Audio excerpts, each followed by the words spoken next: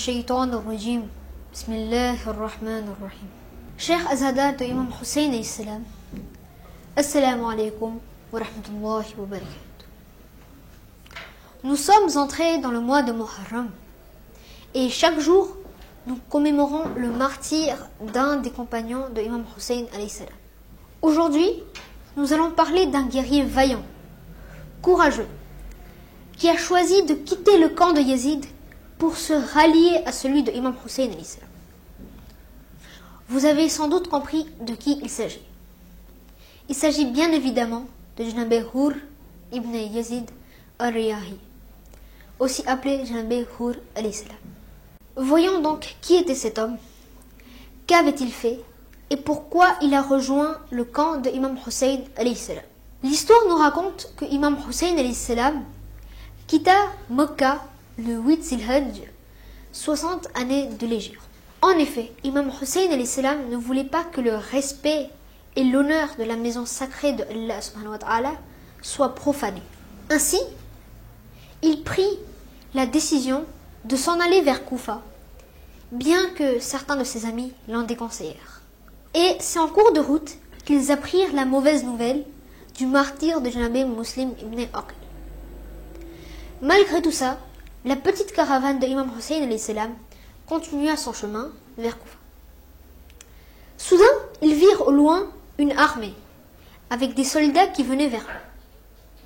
C'était l'armée de Ubaydullah ibn Ziyad, dont le commandant n'était autre que Janab Hur alayhi salam.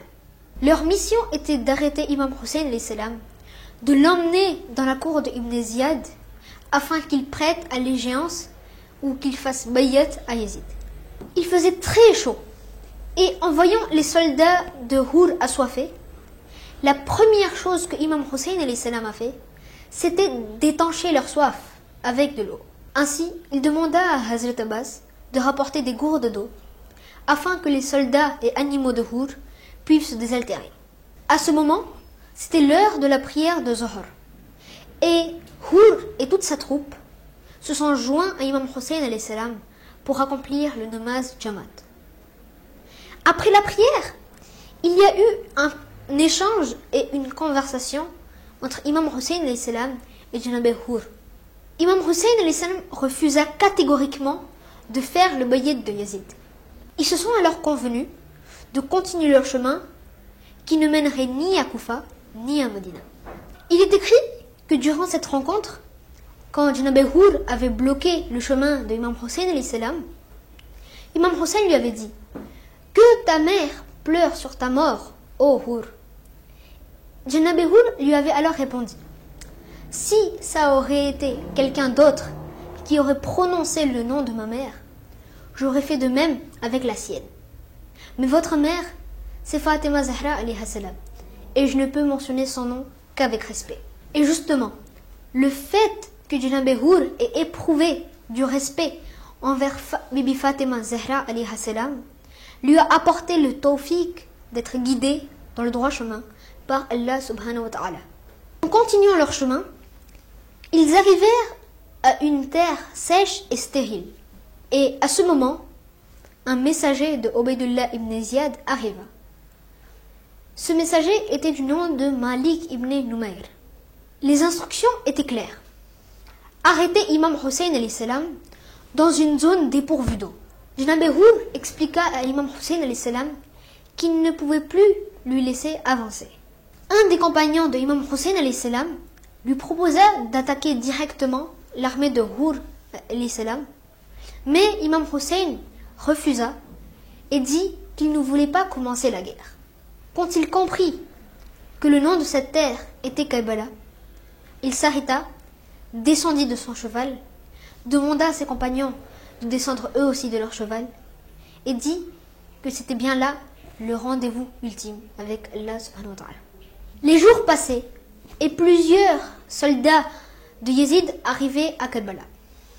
Jusqu'au jour où Umar ibn Saad bloqua l'accès au fleuve à Imam Hussein alayhi salam. La veille de Ashura, quand Janab Hur comprit que Umar ibn Saad ne laissera pas la vie sauve à Imam Hussein alayhi salam, il commença à réfléchir. Car en effet, c'était à cause de lui que Imam Hussein et sa troupe étaient assoiffés. On raconte que Janab Hur s'était présenté devant Imam Hussein alayhi salam en toute humilité, les bras joints, comme un coupable, acceptant son châtiment. Imam Hussein alayhi salam l'accueilla alors à bras ouverts, tel un invité de marque. Hur demanda pardon et Imam Hussein accepta son repentir. Mais au fond de lui, Hur culpabilisait toujours, car c'était à cause de lui que les petits-enfants mouraient de soif. Le jour de Ashura, il demanda à Imam Hussein alayhi salam pour aller sur le champ de bataille afin qu'il puisse confronter les ennemis. Il obtut la permission et alla sur le champ de bataille. Il tua beaucoup d'ennemis jusqu'à ce qu'il fût grièvement blessé. Il envoya alors ses derniers salams à son imam. Imam Hussein alayhi salam alla sur le champ de bataille et vit qu'il agonisait. Il prit alors le mouchoir de sa mère, Bibi Fatima Zahra alayhi salam, et il banda la blessure sur le front de Janab Hur alayhi salam. Imam Hussein lui dit alors: « Oh Hur, tu es vraiment Al-Hur, comme ta mère l'avait nommé, dans ce bas monde et aussi dans l'akhirat. » C'est ainsi donc que Janab Hur rendit l'âme auprès de Imam Hussein alayhi salam et receva alors immédiatement le paradis. La leçon que nous pouvons tirer de la vie de Janab Hur alayhi salam est que même si nous avons commis un quelconque péché ou une erreur, nous devons alors sincèrement nous repentir et Inch'Allah, Allah subhanahu wa ta'ala nous pardonnera. Car dans le Saint-Coran, dans la Sourate Maïda, chapitre 5, verset 39, Allah subhanahu wa ta'ala dit: quiconque se repent et se réforme après son tort, Allah subhanahu wa ta'ala accepte son repentir. Wassalamun alaikum wa rahmatullahi wa barakatuh.